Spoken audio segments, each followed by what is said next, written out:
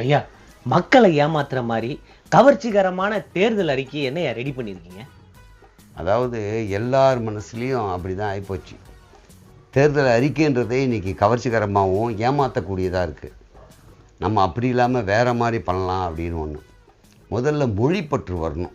எல்லாருக்கும் மொழிப்பற்று வர்றதுக்கு அவங்க வீட்டு கதவு தட்டி மொழிப்பற்று வந்துச்சான்னு கேட்கக்கூடாது. அதுக்கு என்ன பண்ணுறோன்னா, தினமும் ஒரு திருக்குறள், வீட்டில் இருக்க யாரோ ஒரு நபர் ஒரு குறளை சொல்லி அதற்கான விளக்கத்தையும் சொல்லி அரசுக்கு அந்த வீடியோ அனுப்பணும். எல்லாம் யார் யார் அனுப்பிச்சிருக்காங்கன்றது கணக்கெடுத்து சரியாக அனுப்பிச்சிருக்காங்களா, எல்லா நாளும் அனுப்பிச்சிருக்காங்களான்னு ஒரு குழு அமைச்சு பார்த்து ஒவ்வொரு மாவட்டத்திற்கும் ஒவ்வொரு வட்டத்திற்கும் ஒருவருக்கு அதற்கான அங்கீகாரம் சிறப்பிற்கும் வகையில் அவங்களுக்கு சில சலுகைகள் அரசு மூலியமாக கொடுப்போம். குழுக்கள் முறையில் தேர்ந்தெடுக்கப்பட அரசு சலுகை கொடுக்கப்படும். அது வேலை வாய்ப்பாக இருக்கலாம், அல்லது அவங்களுக்கு வேறு ஏதோ ஒரு சலுகை அரசு சார்ந்த இப்படி கொடுத்தோம்னா மொழி வளரும் வாழும். மக்களுக்கு பயன்படுற மாதிரி எதனா ஐடியா இருக்காயா?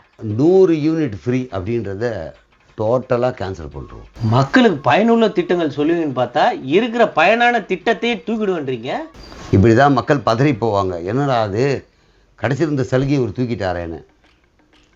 யார் மின்சாரத்தை குறைவாக பயன்படுத்துகிறீர்களோ அவங்களுக்கு இவ்வளோ பர்சன்டேஜ் பணம் குறைவாக வாங்கியிருப்பேன். பர்சன்டேஜ் அதை வச்சு தான். நீ எவ்வளோ கம்மியாக யூஸ் பண்ணுற அதை வச்சு பர்சன்டேஜ் கொடுப்பேன். அதாவது ரொம்ப குறைவாக யூஸ் பண்ணால் உனக்கு 50%, அதிகமாக யூஸ் பண்ணால் 40, அதுக்கு அதிகமாகனா 20. பர்சன்டேஜ் அடிப்படையில் வந்தால் எல்லாருக்கும் ஒரே மாதிரி இருக்காது. ஆஹா, வீட்டில் வேஸ்ட்டாக லைட் எடுத்து பார், வேஸ்ட்டாக ஃபேன் ஓடுது பார், ஹீட்டு தேவையில்லாமல் போட்டு வச்சுருக்க பார், மணி 6 ஆயிடுச்சு இன்னும் ஏன் லைட் எரியுது, நைட்டு சீக்கிரமாக லைட் ஆஃப் பண்ணு. மின்சாரத்தை நான் மட்டுமே கட்டுப்படுத்த முடியாது. அப்போ அதை கட்டுப்படுத்துறது எல்லாருக்கிட்டையும் பண்ணுன்னு சொன்னாலும் செய்ய மாட்டாங்க. நான் பணம் கட்டுறேன், நான் எவ்வளோ யூஸ் பண்ணேன்னா, உனக்கு சலுகை கிடைக்கும்னு நினச்சா ஒன்று நீ கம்மி பண்ணும் போதே யூனிட் கம்மியாயிடும். மின்சார சிக்கனம் தேவை இக்கணும். ஐயா, அப்புறம் வேற எதனா திட்டம்? மக்கள் பொழுதுபோக்குக்காகவும் சினிமா துறை இருக்குல்ல, ஆமாம், அந்த துறை வாழ வைக்கிறதுக்காகவும் ஒரு திட்டம்.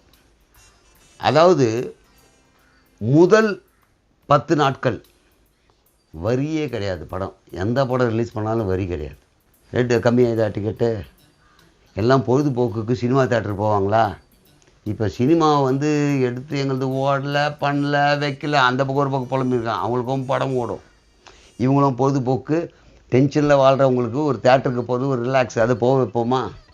நமக்கு என்ன ஆகும்? வரி மட்டும் வராது, எதுலேயோ வரி போடுறோம் நம்ம. அவன் உழைச்சி அவன் குடும்பத்தோடு அவன் சந்தோஷப்படுறதுக்கு படத்துக்கு போகிறான். அதுக்கு நான் வரி வாங்கி என்ன பண்ணுறது? அவன் சந்தோஷமாக இருந்ததுக்கு போய் வரி கட்டுறா அப்படின்றது எவ்வளோ பெரிய தப்பு. இந்த தப்பு ரொம்ப நாளாக இருந்ததுக்கு.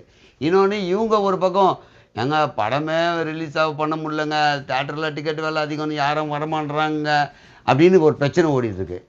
இது 2 தீர்வும் கிடைக்கும். ஒன்று, சினிமாக்காரங்க சினிமா துறைக்கும் வாழ்வாதாரம் உயரும், மக்களும் பொழுதுபோக்கு ரிலாக்ஸாக போயிட்டு வருவாங்க. சினிமா துறையில் மட்டும்தான் வாழணுமா? உணவுத்துறை, ஹோட்டல்ல சாப்பிட்றோமே, எங்களுக்கு ஜிஎஸ்டி கம்மி பண்ணுங்க, நாங்க போய் ஜவுளி கடையில் ஜவுளி எடுக்கிறோம், எங்களுக்கு கம்மி பண்ணுங்க, பெட்ரோல் டெய்லியும் நாங்க ஊத்துறோம், அது கம்மி பண்ணுங்க, இப்படி எல்லாம் அவங்கவுங்க கேட்க எல்லாத்தையும் பண்ணால் அரசு இயங்காது. அதுக்கு அவங்களுக்கு மக்கள் நம்ம தான் தெளிவு பண்ணணும். ஐயா, இதெல்லாம் லக்ஸரியில் வருது, இது உன் என்டர்டெயின்மெண்ட், உன் சந்தோஷத்துக்கு வருது. சந்தோஷத்துக்கு ஏன் நீ பணம் இன்னும் கொஞ்சம் எக்ஸ்ட்ரா செலவு பண்ணணும்? உனக்கு நீ செலவு பண்ணிக்கோ, நீ கவர்மெண்ட்டுக்கு கொடுக்கணும் அவசியம் இல்லை. உனக்கு நீ ஹாப்பியாக இரு. பெட்ரோல் நீ எதுக்கு போடுற? வாங்கினதுக்கு வெளியே போகுது. அது வந்து பிஸ்னஸ் லெவலில் தான் நான் யோசிக்க முடியாத. சரியா? அந்த மாதிரி விஷயங்கள் நம்ம தெளிவுபடுத்துவோம். எதுக்காக ஜிஎஸ்டி போடுறோம், எதுக்காக இது விளக்கணும் அப்படின்றத நம்ம சொல்லுவோம். அது மட்டும் இல்லை, இலவச வீடு வழங்கும் திட்டம் அடியோடு நிறுத்தப்படும். என்ன தலைவர் இப்படி ஒரு திட்டத்தை சொல்றீங்க? இலவச வீடுன்றது ஏழை மக்கள் பயன்பெறுது, அதே நிப்பாட்டிட்டா ஏழை மக்கள்லாம் கொந்தளிச்சிட மாட்டாங்களா?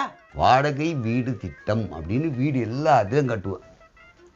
எங்கெல்லாம் அரசு இடம் இருக்கோ எல்லா வசதி இருக்கிற இடத்துலலாம் வீடு கட்டுவேன், வாடகைக்கு வீடு விடுவேன். சுயமா நான் சொந்த காலில் நிற்கிறேன்ற ஒரு தன்னம்பிக்கை வரும். சூப்பரியா. அடுத்து நம்மளது என்னன்னா, இலவச தரமான கல்வி. ஐயா, அது ஆல்ரெடி இருக்கியா, நம்ம வந்து தான் பண்ணணும்ன்ட்டு இல்லையே. நீ சொல்கிற மாதிரி எல்லாரும் இருக்குன்னு தான் சொல்லுவாங்க, மறுக்கிறதுக்கு இல்லை. ஆனால் இருக்கிறது தரமாக இருந்தால் தனியார் பள்ளிக்கு போய் ஏன் சேர போகிறான்?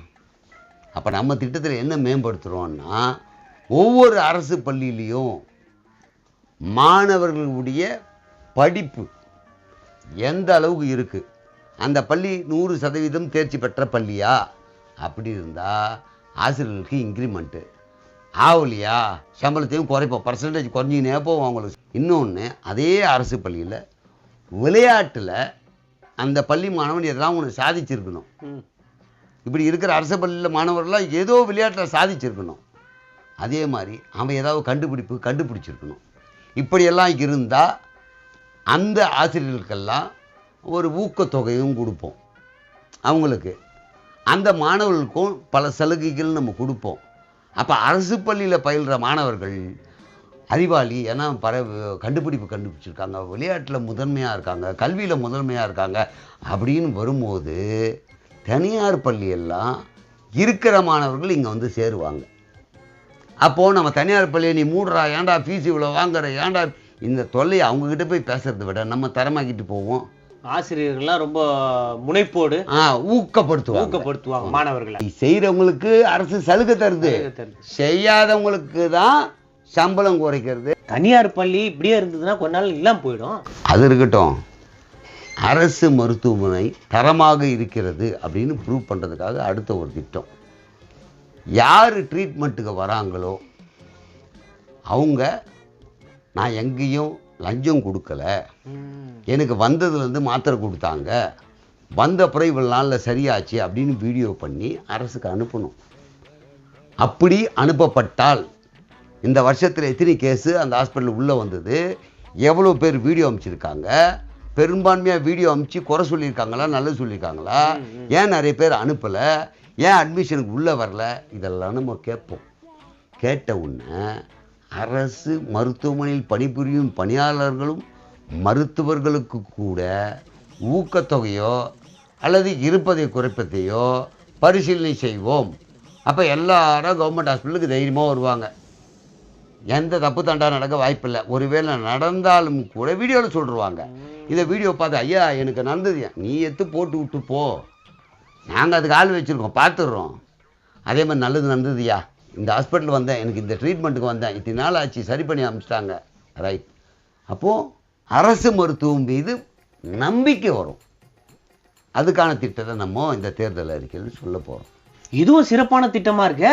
அடுத்து ஒன்று, துப்புரவு தொழிலாளர்கள் அவங்க வந்து வேலை செய்கிறாங்க, அவங்க மேலே அவங்களுக்கு ஏகப்பட்ட கஷ்டம் இருக்குது, அதெல்லாம் இருக்குதுன்னு சொல்லிகிட்டு இருந்தாலும் அது அவங்க மட்டும் சார்ந்த விஷயமா இருக்கக்கூடாது, இது மக்களை சார்ந்ததுன்னு புரிய வைக்கணும். முதல்ல அவங்க என்ன பண்ணணும்னா, நல்லபடியாக வேலை செய்கிறாங்க இல்லையா, அப்போது அந்த ஏரியாவில் இருக்கிற மக்கள் என் தெருவு சுத்தமாக தான் வச்சுக்கிறாங்க, என் தெருவில் இவங்க தான் வந்து க்ளீன் பண்ணுறாங்க அப்படின்னு ஒரு விஷயத்தை வீடியோ அனுப்பினா, இப்படி பரிசீலனை செஞ்சு யாருக்கெல்லாம் நல்ல பேர் கிடச்சிருக்கு, எத்தனை தடவை அவங்களுக்கு எவ்வளோ வீட்டுக்காரங்க இது மாதிரி ஒரு விஷயத்தை சொல்லியிருக்காங்க, அதெல்லாம் அனலைஸ் பண்ணி அவங்களை அரசு கௌரவிக்கும், அவங்களுக்கு சம்பள உயர்வு கொடுக்கும், அவங்கள பல இடங்களில் நியமிக்கப்படும். எப்படின்னா, நீ நல்லா பண்ணியிருக்க, அப்போ உனக்கு கீழே அந்த ப்ரமோஷன் பதவி உயர்வு கொடுக்கப்பட்டு நிர்வாக திறமை உங்ககிட்ட இருக்குது பார்த்துக்க அப்படின்ற பொறுப்பு கொடுக்கப்படும்.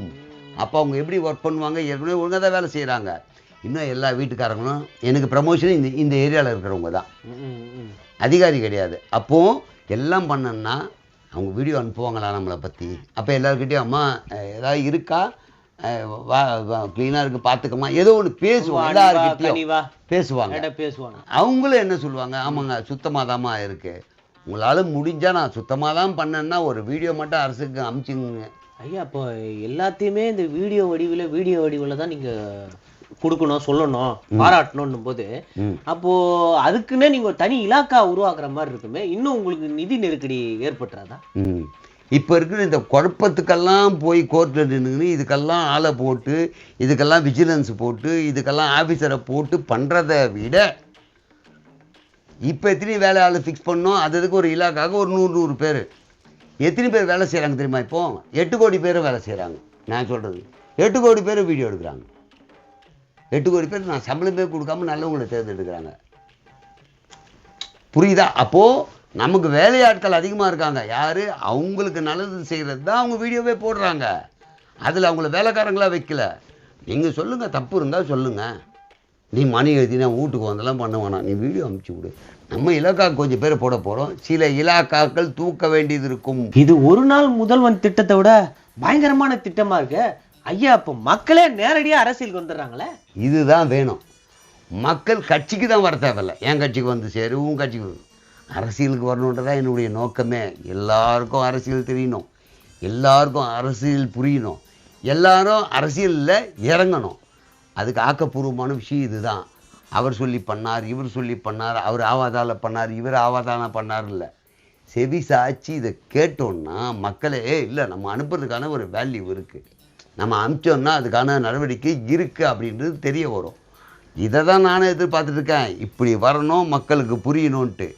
இது இல்லாமல் இன்னொரு விஷயம் இருக்குது, நாட்டுப்பற்று. இப்போ நீ சொன்ன உடனே அந்த திட்டத்தை மறந்துருப்பேன், பரவாயில்ல ஞாபகப்படுத்திட்டீங்க. என்னென்னா நாட்டுப்பற்று வரணும் அப்படின்னா குழந்தைங்களுக்கு முதல்ல வர வேண்டியிருக்கு.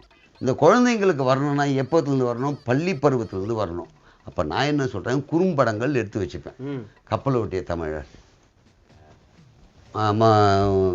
வீர அழகு முத்துக்கோன், கொடிகாத்த குமரன், வீரபாண்டிய கட்டபொம்மன், இப்படி எல்லாருடைய வரலாறையும் குறும்படமா அதான் அவங்களுடைய வரலாறெல்லாம் எடுத்து வச்சுக்கிட்டு தமிழ் தாய் வாழ்த்து பள்ளியில பாடுவது, தேசிய கீதம் பாடுவது எவ்வளவு முக்கியமோ அதே மாதிரி ஒரு நாளைக்கு இந்த ஒரு குறும்படம் பார்த்தே ஆக வேண்டும். அதற்காக ஒரு 10 நிமிஷம் ஒதுக்கணும். போட்டு என்ன இன்னல்கள், நம்ம இப்போ சுதந்திர காற்றை சுவாசிக்கிறோம் என்றால் இவர்கள் தான் காரணம், இவர்கள் எவ்வளவெல்லாம் கஷ்டப்பட்டாங்கன்றது நம்ம வீடியோவில் போடுவோம். சும்மா வந்து அப்படியே வந்து பிறந்தார் செய்தார் போனார்ல பிக்சராக காமிப்போம். செட்டில் இருக்கும் போது அவர் பூட் காலால் மிதித்ததும், அவங்களுக்கு தண்ணி கொடுக்காம இருந்ததும், அவங்க உடம்பு அப்படியே வருத்திக்கிட்டதும், இது எல்லாத்தையும் காமிப்போம் குறும்படத்துக்கு. அப்போது அவனுக்கு பள்ளி பருவத்திலேருந்து சின்ன வயசுலேருந்தே பார்த்தா, அப்போ என் நாடு அடிமைப்பட்டு இருந்ததா, என் நாடு அடிமைப்பட்டதை மீட்டெடுக்க இத்தனை பேர் தன் உயிரை கொடுத்தார்களா, இத்தனை பேர் இவ்வளோ கஷ்டப்பட்டாங்களான்னா அவனுக்கு உணர்வு வரும். இது என் நாடு, என் நாட்டுக்கு நான் ஏதாவது பண்ணணும், அவங்க பண்ணிட்டு கொடுத்துட்டு போனதை இப்போ காப்பாற்றி வைக்கணுன்ற உணர்வு வரும். அவங்களுக்கும் வந்து நம்ம நாட்டின் மீது ஒரு பற்று ஏற்படும். கைவினை பொருள்கள், அது விசிறியாக இருக்கட்டும், சங்கில் செய்வதாக இருக்கட்டும், பாயாக இருக்கட்டும், எல்லா கைவினை பொருட்களும் தயார் செய்து அங்கங்கு நடக்கும் விழாக்களில் அதுதான் பரிசு பொருளாக கொடுக்கணும் சட்டமே வரும். சட்டப்படி நீ ஒரு விழா எடுத்தால் அவர்களுக்கு விருது சர்டிஃபிகேட் கொடுக்கும்போது ஒரு கைத்தறி பொருளோ அல்லது ஒரு கைவினை பொருளோ கம்பல்சரி கொடுக்கணும் அப்படின்னு ஒன்று வந்தால் அவங்களுக்கு வியாபாரம் ஆகும். நம்ம வாங்குவோம், கொள்முதல் பண்ணி இவங்களுக்கும் கொடுப்போம். இவங்களும் ஒரு முதலமைச்சர் கொடுத்தது, ஒரு அமைச்சர் கொடுத்தது, ஒரு தகுதியான இடத்துல எனக்கு அங்கீகாரமாக கொடுத்ததுன்னு இவங்களும் பத்திரமா வைப்பாங்க. அப்போ அந்த தொழிலை அடுத்தபடியாக நம்ம வளர்க்க போகிறோம். அப்போ ஏழை எளிய மக்கள், கிராமத்தில் இருக்கிறவங்க, குடிசை தொழில் செய்கிறவங்க, அவங்களெல்லாம் ஊக்கப்படுத்துகிற மாதிரி இருக்கும். தனியாக போய் சொல்லி வாங்கலைன்றது இப்படி தான் கொடுக்கணும்னு சட்டத்தில் வந்து எல்லோரும் கொடுத்து தானே ஆகணும். அது எந்த விழானா இருக்கட்டும், நீ என்ன விழானா எடு, நீ பரிசு பொருள்னு கொடுத்தன்னா எதை வேணாலும் கொடு, அடிஷ்னலாக இது ஒன்று கொடுத்தே ஆகணும். இந்த மாதிரி திட்டங்கள் வந்ததுன்னா அவங்களோட வாழ்வாதாரம் ஒரு புத்து ஏற்படும். அது மட்டும் இல்லை, இப்போ எல்லார் வீட்லேயும் எது இருக்குது எது இல்லை, ஏன் இருக்குது ஏன் இல்லை எதுவுமே தெரியாமல் இருக்கு இல்லையா. இப்போ அவங்க வீட்டுக்கு தேவையான பொருளை தாண்டி இருக்கும் பட்சத்தில் அவர்களுக்கான பல விஷயங்களை நம்ம அனலைஸ் பண்ணி பார்ப்போம். அதை தெரிஞ்சு வச்சுன்னா பண்ண போகிறோம். அதை தெரிஞ்சு வச்சுக்க ஒருவருடைய கணக்கு எடுக்கிறோம். ஒரு ஆளை இப்போ தேவையில்லாமல் இவ்வளோ வாங்கியிருக்கன்னா நீ வரி கட்டுறது தப்பே இல்லை. அந்த அடிப்படையில் சில வரிகள் விதிப்போம். ஒரு வீட்டில் அதிகபட்சமாக தேவைக்கு மீறி வைத்திருந்தால், அது இங்கு கணக்கெடுப்பில் வந்தால் அதுக்கு வரி விதிப்போம். அப்போது யாருக்கு என்ன தேவையோ அதுதான் இருக்கணும், அதை தாண்டி எதுவும் இருக்கக்கூடாது. இல்லை நான் வாங்குவோம், அது ஏங்க வாங்கிக்க. அப்போ நீ வந்து லக்ஸரியாக வாழ்கிற மாதிரி, உன் தேவைக்கு மிஞ்சி வாங்குற மாதிரி, அப்போ நீ வரி கட்டு. நாடு முன்னேறணும். நீ முன்னேறி இருக்கிற ராஜா, நாடு முன்னேறணும். அப்படி ஒரு வரி புதுசாக விதிப்போம். நம்ம நீங்கள் சொன்ன திட்டங்கள்லாம் தரமான திட்டம் தான். இலவசம் எதனா நம்ம தரமா? இதுவரை குத்துந்திரியை நிறுத்துறோம் நம்ம. ஐயா, இவ்வளோ நேரம் நல்ல நல்ல திட்டங்கள் தானே சொல்லிட்டு இருந்தீங்க, திடீர்னு இவ்வளோ பெரிய குண்டை தூக்கி போடுறீங்க. மக்கள்கிட்ட கணக்கெடுப்பு எடுப்பு வைப்போம்.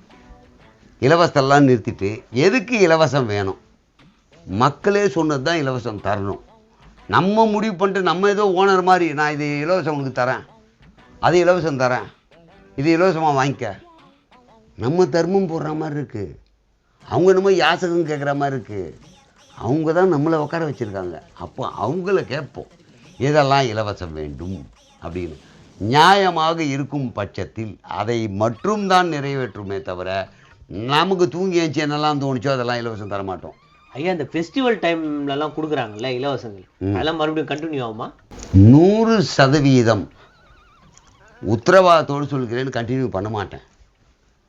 ஏன்னு கேட்டால் வாங்கும் அளவிற்கு அவங்க சக்தியை உயர்த்துவது.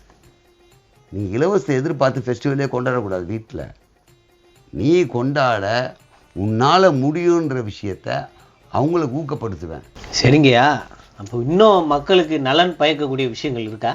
இருக்குது. இப்போ நீங்கள் சொன்ன மாதிரி கைவினை பொருள் நம்ம வாங்கி கொடுக்குறோன்ற மாதிரி சில பல விஷயங்கள் இங்கே தான் வாங்கணும், இல்லை இங்கே தான் இருக்குன்னு நம்ம நியமிப்போம். அந்த இடத்துல விவசாய பொருட்கள் எல்லாமே இருக்கும், அந்த இடத்துல வந்து வாங்கிக்கணும். ஐயா, நீங்கள் சொன்ன திட்டம்லாம் நல்லா தான் இருக்குது, ஆனால் மக்கள் இதெல்லாம் ஏற்றுப்பாங்களா? மக்கள் ஏற்றுப்பாங்களான்னு நீங்கள் கேட்குறீங்கன்னும் போதே ஒரு விஷயம் புரிஞ்சுக்கணும். மக்களையே அந்த மாதிரி ஆக்கி வச்சதே நம்ம தான்.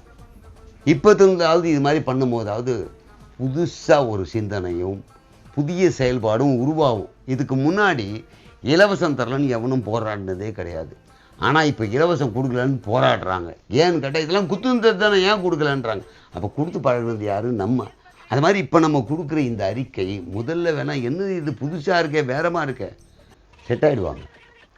ஏன்னா இன்டெப்த்து இது இன்றைய வாக்குக்காக அல்ல, இது ஒரு விஷயத்துக்காக அல்ல, இந்த மாநிலத்துக்காகவும் எனக்காகவும் என்னுடைய சந்ததிக்காகவும் இந்த மேம்பாட்டிற்காகவும் அப்படின்றது புரிய வந்தால் ஏற்றுப்பாங்க. அது கொஞ்சம் சீக்கிரமாகவே புரிஞ்சுப்பாங்க.